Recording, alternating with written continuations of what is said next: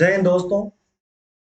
आपके अपने YouTube channel HSSC exam cracker पर आपका स्वागत है। लास्ट क्लास के बाद काफी बच्चों के ग्रुप पे मैसेज आए कि सर अपना इंट्रो दीजिए। तो भाई, मेरा नाम सूरज आंगड़ा है। बेसिकली मैं बिलोंग हरियाणा से ही करता हूँ, बट काफी टाइम से मैं दिल्ली में सेटल्ड हूँ और वहाँ फिजिक्स फैकल्टीज के तौर पे मैं काम करता हूँ। मेरा जो एक्सपीरियंस है वो टीचिंग के अंदर 7+ ईयर का मेरा एक्सपीरियंस है। मेन जो सब्जेक्ट है मेरा टीचिंग का, वो मेन सब्जेक्ट मेरा फिजिक्स है। और मैं एनडीए और जो जितने भी आपके जर्नल बैच हैं, जैसे एसएससी हरियाणा के एग्जाम है या फिर दिल्ली पुलिस, इनकी साइंस की प्रिपरेशन कराता हूँ और साथ में मैं नीट वगैरह की क्लासेस भी इसके पैरेलल लेता हूँ। तो यही दोस्तों मेरा इंट्रो है। तो ज़्यादा टाइम वेस्ट ना करते हुए क्लास को हम स्टार्ट करते हैं कंटिन्यू। जैसा कि मैंने आपको लास्ट क्लास में बताया था कि अपनी जो साइंस रहेगी वो कम्प्लीटली प्रीवियस पेपर के ऊपर बेस्ड है। उसका पूरा स्टडी मटेरियल के अकॉर्डिंग हमारी जो क्लासेस है वो रहने वाली है।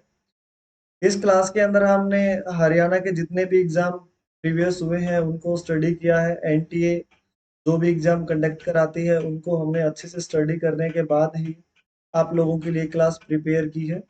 आज की जो अपनी क्लास है वो क्लास थर्ड है फिजिक्स की। इससे पहले बेटा अपनी दो क्लासें हो चुकी हैं, क्लास फर्स्ट और सेकंड। अगर आपने अभी तक उन क्लासेस को नहीं देखा है तो उसका लिंक डिस्क्रिप्शन में है। आप लिंक पे क्लिक करके उन क्लासों को देख सकते हैं। आज का जो अपना चैप्टर है ऑप्टिक्स, आज ऑप्टिक्स की थर्ड क्लास रहेगी अपनी। ऑप्टिक्स की कौन सी क्लास है अपनी? ऑप्टिक्स की थर्ड क्लास रहने वाली है। आप हमें HSSC एग्जाम क्रैकर .com हमारा जो पोर्टल है वहाँ पे जाके हमें फॉलो कर सकते हैं। और अगर आप मॉक टेस्ट देना चाहते हैं या किसी भी एग्जाम से रिलेटेड मॉक लगाना चाहते हैं तो it is the best portal. और अगर आप वेबसाइट पे ना जाके अगर आप ऐप के थ्रू मॉक टेस्ट लगाना चाहते हैं तो बेटा आप हमारे HSSC एग्जाम क्रैकर .com को प्ले स्टोर से डाउनलोड कर सकते हैं। आप हमें हमारे Telegram channel HSSC exam cracker से हमें फॉलो कर सकते हैं, जिसका लिंक डिस्क्रिप्शन में दिया हुआ है। टेलीग्राम पर हमने जो भी हमारी जो वीडियो है, इसका जो भी स्टडी मटेरियल है, वो सारा स्टडी मटेरियल आपको टेलीग्राम पर पीडीएफ की फॉर्मेट में मिल जाएगा। बिना किसी देरी के आइए हम स्टार्ट करते हैं। हाँ, एक और जरूरी असाइनमेंट, ये अनाउंसमेंट ऑप्टिक्स से रिलेटेड ही है बेटा अपनी। जब हमारा चैप्टर कंप्लीट हो जाएगा तो हम इस चैप्टर के बाद HSSC के थ्रू जितने भी एग्जाम कंडक्ट कराए गए हैं उन सभी का क्वेश्चंस उठाएंगे जो कि ऑप्टिक्स से रहेंगे और उसका एक ऑनलाइन अच्छा दमदार बेहतरीन एक क्लास कंडक्ट करेंगे। वो हमारी क्लास रहेगी, वो लाइव रहने वाली है। तो इन सभी चीजों के लिए हमारे साथ जुड़े रहने के लिए आप चैनल को अभी सब्सक्राइब कीजिए। और अगर आपको वीडियो अच्छा लगे, वीडियो दमदार लगे, शानदार लगे, तो आप वीडियो को ज्यादा से ज्यादा शेयर करो। तो बेटा बगैर किसी देरी के आइए चैप्टर को कंटिन्यू करते हैं। लास्ट क्लास तक हमने बेटा हमारे कॉन्वेक्स मिरर तक हमने कंप्लीट किया था। आज हमारा फर्स्ट पॉइंट है अवतल दर्पण। अवतल दर्पण कॉनकेव मिरर। अवतल दर्पण वो होता है बेटा जिसकी रिफ्लेक्टिंग सरफेस इनवर्ड होती है और इसके पीछे कोटिंग की जाती है। ये कोटिंग जो होती है ये सिल्वर नाइट्रेट की कोटिंग होती है। इसका कोटिंग होता है ये सिल्वर नाइट्रेट का, इसके पीछे कोटिंग होता है। फर्स्ट पॉइंट ये है कि इसकी फोकस दूरी क्या रहेगी इसकी? इसका फोकस दूरी रहेगा बेटा नेगेटिव। याद रखना, अवतल लेंस का फोकल लेंथ हमेशा क्या होता है? नेगेटिव होता है। अवतल दर्पण पे जब भी parallel beam ray of light डालेंगे, पैरेलल कैसा बीम डालेंगे? ये अपना मिरर है और इस पर जब भी पैरेलल बीम डालेंगे ना लाइट का, तो ये लाइट को क्या करेगा? किसी एक पॉइंट पे इकट्ठा करेगा, और जिस पॉइंट पर इकट्ठा करेगा उस पॉइंट को क्या कहेंगे बेटा? हम उस पॉइंट को कहेंगे फोकस पॉइंट। क्या कहेंगे उस पॉइंट को? फोकस पॉइंट कहेंगे। तो ये हमारा फोकस पॉइंट है। और जो मिरर या लेंस लाइट को इकट्ठा करता है, उस मिरर या लेंस को कहा जाता है बेटा अभिसारी। कौन सा कहा जाता है? अभिसारी। ध्यान रहे, अवतल दर्पण को अभिसारी दर्पण कहते हैं, लेकिन उत्तल लेंस को भी अभिसारी लेंस कहते हैं, क्योंकि वो लेंस है, वो लाइट को इकट्ठा करता है, और ये दर्पण है। तो लेंस और दर्पण में ये डिफरेंस है बेटा। नेक्स्ट पॉइंट है इसका, प्रकृति कैसी रहने वाली है, प्रतिबिंब कैसा बनेगा? तो प्रतिबिंब वास्तविक व उल्टा या फिर आभासी व सीधा। कैसा बनेगा? या तो रियल एंड इनवर्ट बनेगा, या वर्चुअल एंड डायरेक्ट बनेगा, या तो वास्तविक उल्टा बनेगा, या फिर आभासी व सीधा बनेगा। अब बात करते हैं इसका आकार क्या रहने वाला है। तो इसका जो आकार रहने वाला है, जो साइज है प्रतिबिंब का, वो साइज क्या रहेगा? तो बेटा प्रतिबिंब का साइज छोटा भी हो सकता है, प्रतिबिंब का साइज वस्तु से बड़ा भी हो सकता है, और प्रतिबिंब का साइज वस्तु के समान भी हो सकता है। यानी कि इसमें हमें तीनों वेरिएशन मिलेंगे। प्रतिबिंब वस्तु से छोटा भी मिलेगा, वस्तु से बड़ा भी मिलेगा, और वस्तु के समान आकार का भी मिलेगा। नेक्स्ट पॉइंट, इसका प्रयोग क्या होता है सर? तो बेटा इसका प्रयोग होता है ब्यूटी दर्पण। जो ब्यूटी पार्लर में दर्पण होते हैं, वो दाढ़ी बनाने वाला हजामती दर्पण। हजामती दर्पण का मतलब जिस दर्पण में हम है ना सेविंग वगैरह करते, जिसको देख के ब्यूटी दर्पण, हजामती मतलब सेविंग मिरर की फॉर्मेट में इसका प्रयोग किया जाता है। अब इसकी इमेज फॉर्मेशन ध्यान रहे, पहले एग्जाम में आ चुकी है। इसका इमेज फॉर्मेशन 6 होती है बेटा, पहली देख।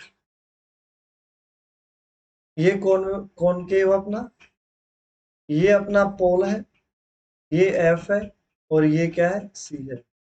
जब रे ऑफ लाइट कहां से आए बेटा? इन्फिनिटी से। इन्फिनिटी से आएगी तो किस में से पास होगी? पोल में से। ये भी इन्फिनिटी से आई और पोल में से पास हो गई। अब ये हमें पता है कि इमेज कहाँ बनेगा। इमेज वहीं बनेगा बेटा जहां दो या दो से ज्यादा रिफ्लेक्टेड रे, परावर्तित किरणें मिलती हैं। तो परावर्तित किरण कहाँ मिली? पोल पर, फोकस पर। तो वस्तु कहां पर है बेटा? वस्तु अनंत पर है। प्रतिबिंब कहां पर है? प्रतिबिंब एफ पर है। कहां पर है? एफ पर। नेचर क्या है? नेचर बेटा वास्तविक व उल्टा। कैसा है? वास्तविक और उल्टा है। साइज क्या रहेगा? साइज रहेगा बिंदु के समान, या डिमिनिश्ड, डॉट, जो आपकी इच्छा। सेकंड, ये पोल है, ये एफ है, और ये सी है।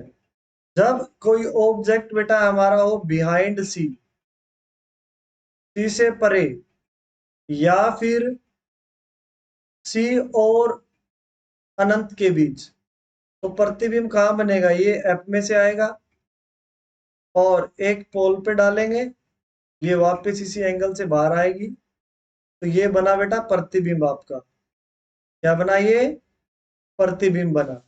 तो बोलो वस्तु कहां पर है? वस्तु है सी व अनंत के बीच। वस्तु कहाँ है? सी व अनंत के बीच। आकार कहाँ बनी है? बनी बेटा सी और एफ के बीच। कहाँ बनी है? सी और एफ के बीच, बिटवीन सी एंड एफ। आकार क्या है? आकार है वस्तु से छोटा, स्मॉलर। कैसा है? छोटा। प्रकृति क्या है बेटा? प्रकृति इसका वास्तविक व उल्टा, रियल एंड इनवर्टेड। कैसा है नेचर इसका? Real and inverted. वास्तविक व उल्टा। नेक्स्ट है थर्ड नंबर, ये मिरर है, ये पोल आपका, ये एफ है, ये सी है।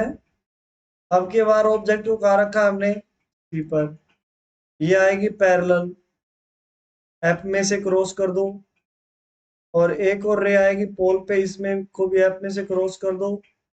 तो ये प्रतिबिंब कहाँ पे बना भाई, ये प्रतिबिंब बना हमारा सी पे।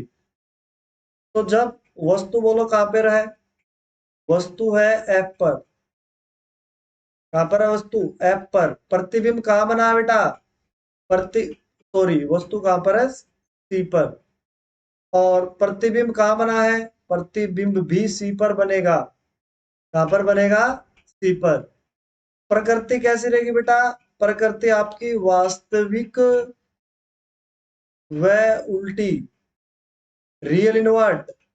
और आकार क्या है, साइज क्या है, आकार है वस्तु के समान, equal to the size of object. Okay, fourth number देखिए इसका, ये आपका मिरर है बेटा, ये पोल है, ये एफ है, और ये सी है। अब ऑब्जेक्ट कहाँ पे है, अब ऑब्जेक्ट है सी और एफ के बीच। ये रे आएगी, कहां से जाएगी, ये एफ में से। और एक रे कहां पे डालेंगे हम, पोल पर। कहां पर डालेंगे, ये एक रे पोल पर डलेगी। ये जिस एंगल से आई उसी एंगल से वापस जाएगी। तो ये कहां टच करेगी, सी से परे। बोलो वस्तु कहां पर है बेटा, वस्तु है सी व एफ के बीच, सी व एफ के बीच। बताइए हमारा प्रतिबिंब कहां बनेगा, सी से परे। कहां बनेगा बेटा, सी से परे बनेगा। बोलो प्रकृति क्या है, प्रकृति वही रहेगी बेटा इसका, वास्तविक व उल्टा। क्या रहेगा, वास्तविक व उल्टा। और साइज क्या रहेगा, साइज रहेगा बेटा वस्तु से बड़ा। क्या रहेगा, वस्तु से बड़ा। देखो जैसे ही आप कर्वेचर से इधर जाओगे तो साइज घटेगा, और इधर आओगे तो साइज बढ़ेगा, ध्यान रखना। 5 नंबर, ये पोल है, ये एफ है, और ये सी। अब की बार ऑब्जेक्ट रखा बेटा हमने एफ पे, ये रे ऑफ लाइट आएगी, ये किस में से जाएगी, एफ में से। किसमें से जाएगी, एफ में से। और एक डालेंगे पोल पर, ये पैरेलल हो जाएगी इसके। अब ध्यान से देखो बेटा, ये पैरेलल हो गई ना, इसका मतलब ये कहाँ मिल सकती है, ये मिलेंगी अनंत पर, इन्फिनिटी। तो बोलो वस्तु कहां पर है, वस्तु बेटा एफ पर। बोलो प्रतिबिंब कैसा है, प्रतिबिंब वैसा ही है, कैसा, वास्तविक व उल्टा। बोलिए वो प्रतिबिंब कहां बनेगा बेटा, प्रतिबिंब बनेगा हमारा इन्फिनिटी, अनंत पर। कहां बनेगा, अनंत पर। नेक्स्ट आता बेटा साइज क्या बनेगा, साइज बनेगा बहुत बड़ा, वेरी लार्ज। कैसा रहेगा, बहुत बड़ा, very large. 6 number, last graph, ये पी है, ये एफ है। अब ऑब्जेक्ट कहाँ है, एफ पर। ये रे ऑफ लाइट पोल पे डालेंगे तो ये ऐसे स्कैटर्ड हो जाएगी। और ये इसका सी था, एक रे ऑफ लाइट कहां से लाएंगे बेटा, हम सी से। जो रे ऑफ लाइट सी में से पास होगी वो पाथ चेंज नहीं करेगी, तो ये एक दूसरे से दूर जा रही है, तो कहाँ मिलेंगी, ये कहीं ना कहीं पीछे ही मिलेंगी। तो ये यहाँ पे मिली हुई, तो प्रतिबिंब कहाँ बनेगा, यहाँ पे। ये प्रतिबिंब बनेगा आपका। तो बताओ वस्तु कहां पर है, वस्तु है एफ व पी के बीच। कहां पर है, एफ व पी के बीच। बोलिए प्रतिबिंब कहाँ है? प्रतिबिंब बेटा दर्पण से परे, दर्पण से परे, बिहाइंड द मिरर। अच्छा, आप बताइए बेटा प्रकृति कैसी है इसकी? तो इसका प्रकृति जो रहेगा वो रहेगा आभासी बनेगा। आपकी बात आभासी व सीधा, कैसा बनेगा? आभासी व सीधा बनेगा। अब बोलिए साइज, देखो बेटा साइज क्या है? साइज तो इसका अत्यधिक बड़ा है, हद से ज्यादा बड़ा है। अब देखो छह के छह ग्राफों को बेटा ध्यान से देखो। जैसे जैसे वस्तु दर्पण की ओर बढ़ रही है, प्रतिबिंब दर्पण से दूर जा रहा है। तो याद रखना बेटा, अवतल दर्पण में कॉनकेव मिरर में जैसे ही ऑब्जेक्ट दर्पण की तरफ जाएगा, प्रतिबिंब भी दर्पण से दूर जाएगा। ओके, इतना आपको अच्छे से समझ आया होगा। आई होप यहाँ तक आपको किसी प्रकार का कोई भी डाउट नहीं होगा। नेक्स्ट हम बात करते हैं दर्पण सूत्र। यहां से न्यूमेरिकल आते हैं। दर्पण सूत्र, मिरर फॉर्मूला। दर्पण सूत्र होता है 1/f बराबर है 1/v प्लस 1/u। ये हमारा दर्पण सूत्र है। f का मतलब क्या है बेटा? f का मतलब है फोकस दूरी, फोकस दूरी। v का मतलब क्या है? प्रतिबिंब दूरी, प्रतिबिंब दूरी। u का मतलब क्या है? वस्तु दूरी, ऑब्जेक्ट डिस्टेंस।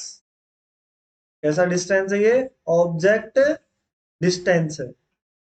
और याद रखना ये सब बेटा साइन कन्वेंशन के साथ रखने हैं, जो साइन कन्वेंशन मैंने आपको सेकंड क्लास में सिखाए थे। तो आपको, आपने अगर फर्स्ट और सेकंड क्लास का वीडियो नहीं देखा तो एक बार आप उस वीडियो को जरूर देखिए, ताकि आपका कुछ बेसिक्स कॉन्सेप्ट जो है, बेसिक कॉन्सेप्ट वो अच्छे से क्लियर हो सके। ओके, नेक्स्ट आता बेटा आपका आवर्धन, मैग्निफिकेशन। आवर्धन बेसिकली एक रेशियो होता है, रेशियो है H I by H O. H I का मतलब प्रतिबिंब की ऊंचाई और एच ओ का मतलब वस्तु की ऊंचाई। यानी कि प्रतिबिंब की ऊंचाई और वस्तु की ऊंचाई का जो बेटा रेशियो होता है, जो अनुपात होता है, उसी अनुपात को आप क्या बोलते हैं? आवर्धन बोलते हैं। अब हमने तीन दर्पण पढ़े बेटा, कौन कौन से पढ़े हैं? समतल, उत्तल और अवतल। ये तीन पढ़े हैं ना, समतल, उत्तल और अवतल। हाँ देखो, समतल में तो आभासी बनेगा, जब भी आभासी होगा तो आवर्धन बेटा पॉजिटिव होगा। उत्तल में भी क्या बना था? आभासी बना था, तो वह भी पॉजिटिव। अवतल में क्या बना था? आभासी और वास्तविक। जब जब बेटा वास्तविक बनेगा तो आवर्धन नेगेटिव होगा, और आभासी बनेगा तो आवर्धन पॉजिटिव। यानी कि उत्तल और समतल वे दर्पण हैं जिनका आवर्धन बेटा हमेशा क्या होता है? इनका आवर्धन हमेशा हमारा धनात्मक होता है। ओके, मतलब कि पॉजिटिवली होता है। और अवतल वो दर्पण है जिसका आवर्धन पॉजिटिव भी होता है और नेगेटिवली भी होता है। ओके, आपका परावर्तन यहाँ पर बेटा फिनिश्ड होता है, कंप्लीट होता है। इसमें कोई किसी प्रकार का किसी बच्चे को डाउट रहना नहीं चाहिए। अगर फिर भी किसी बच्चे को डाउट आता है तो बेटा देखो, अगर कोई सब्जेक्ट जो आपको हार्ड लग रहा है, तो आप उस चीज को ना मल्टी टाइम रिपीट कीजिए। आपका जब आप मल्टी टाइम उसको रिपीट करोगे, मतलब बार बार उस चीज को रिपीट करोगे, तो आपका कॉन्सेप्ट है ना बेटर होता जाएगा। तो अगर डाउट रहे तो इस वीडियो को दोबारा आप देख सकते हो, यूट्यूब पे ये अवेलेबल रहेगी आपके लिए। तो इसको आप बार बार देखिए, तब तक देखिए जब तक कॉन्सेप्ट समझ में नहीं आए। ओके, और फिर भी किसी टाइप का कोई डाउट है तो आप हमें मैसेज कर सकते हैं। आप टेलीग्राम पर भी मैसेज छोड़ सकते हैं, या डिस्क्रिप्शन सॉरी कमेंट बॉक्स में भी आप हमें मैसेज कर सकते हैं। वहां से हम, जैसे मैसेज मुझ तक पहुंचेगा पर्सनली तौर पे, या सर जैसे भी हमें प्रोवाइड कराएंगे, तो हम आपकी प्रॉब्लम का सॉल्यूशन जरूर करेंगे। नेक्स्ट और मोस्ट इंपोर्टेंट है बेटा स्कैटरिंग। स्कैटरिंग का मतलब बिखराव, या आप लिख सकते हो प्रकाश का प्रकीर्णन। प्रकाश का प्रकीर्णन।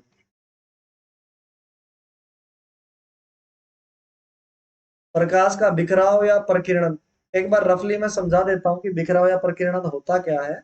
वैसे डेफिनेशन से ज्यादा इसके एग्जाम्पल मेन है। डेफिनेशन में कुछ ज्यादा है नहीं, बट फिर भी मैं समझा देता हूँ। मान लो मेरे पास ये beam of ray of light है, बीम है। भाई लाइट तो पतली होती नहीं, बीम है मेरे पास लाइट का, ठीक है। और मैं किसी को किसी मीडियम से गुजार रहा हूँ, उस मीडियम में बेटा ऐसे डस्ट पार्टिकल है। ये डॉट डॉट क्या आपके, ये सब डस्ट पार्टिकल है। जब ये लाइट रे जिस पे गिरेगी ना तो बेटा ये ऐसे फैल जाएगी इस तरह से। ये लाइट का पाथ है ना वो परिवर्तित हो जाएगा इस टाइप से। तो लाइट रेज का किसी भी पार्टिकल से टकराकर अपना रास्ता बदलना, रास्ते में परिवर्तन को ही बिखराव या प्रकीर्णन कहते हैं। फिर रिपीट कर रहा हूँ, डेफिनेशन से ज्यादा मेन जो रहेगा वो रहेगा इसका, क्या रहेगा, वो रहेगा इसका एग्जाम्पल। और स्केटरिंग होता कितना बेटा, स्केटरिंग होता है inversely fourth power of wavelength. भाई किसी का भी कितना ज्यादा स्केटरिंग होगा वो डिपेंड करता है उसकी तरंग दैर्घ्य पर। लेमड़े का मतलब क्या है बेटा, लेमड़े का मतलब है तरंग दैर्घ्य।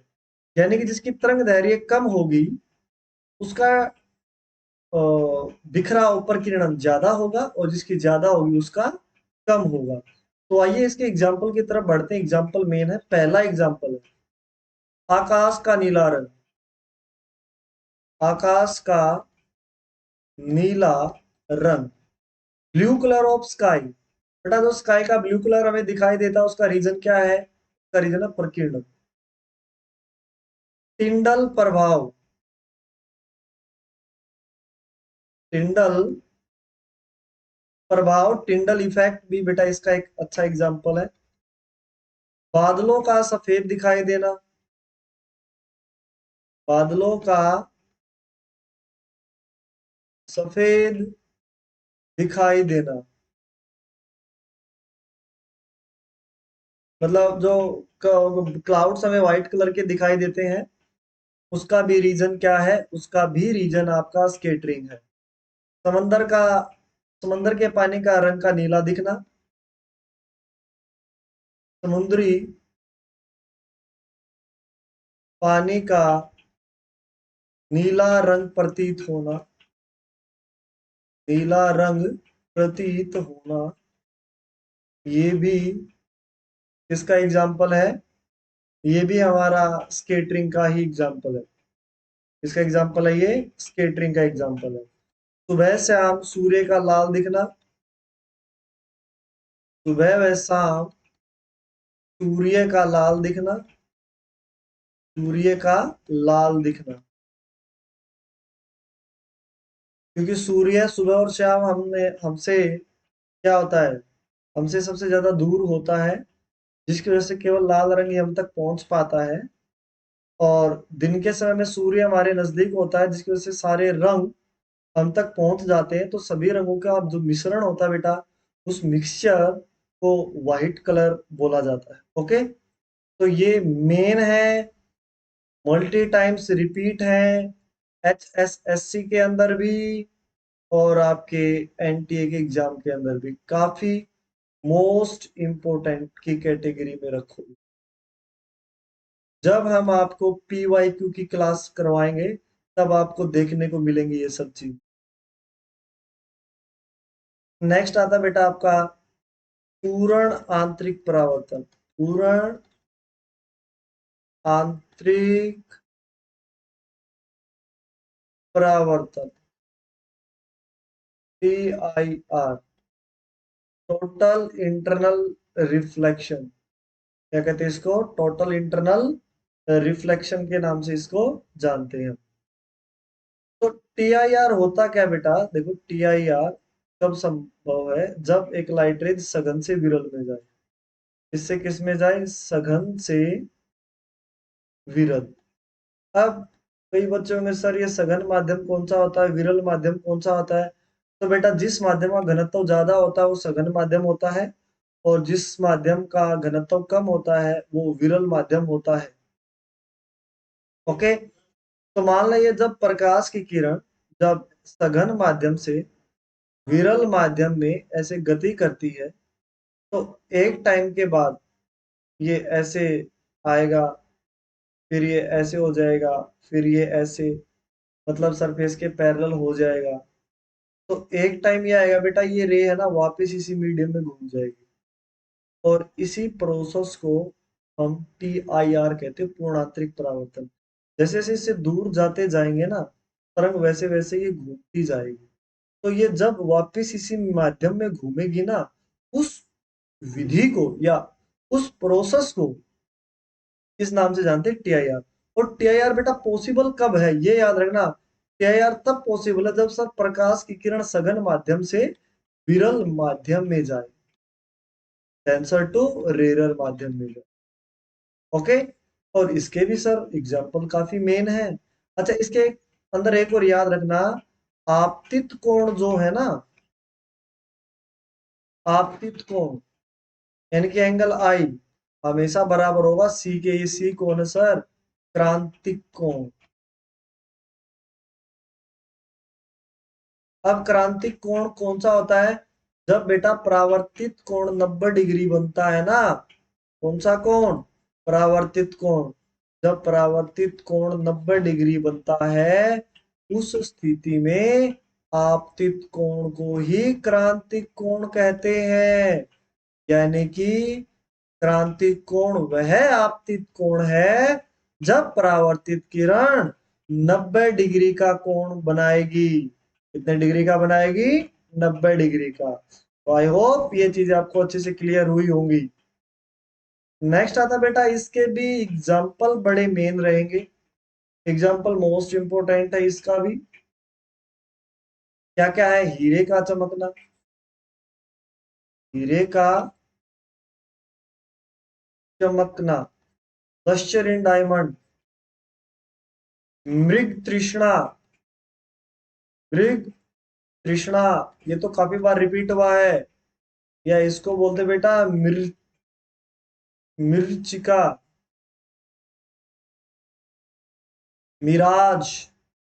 मृग तृष्णा मिर्ची का कई बार होता है ना, गर्मी में हमें ऐसा महसूस होता है कि जैसे रोड पे पानी हो, बट वास्तविकता में वहां पर कुछ भी नहीं होता, उस आभास को मृच्छिका कहते हैं। प्रकाशीय तंतु, प्रकाशीय तंतु यानी कि ऑप्टिकल फाइबर भी इसी के ऊपर है।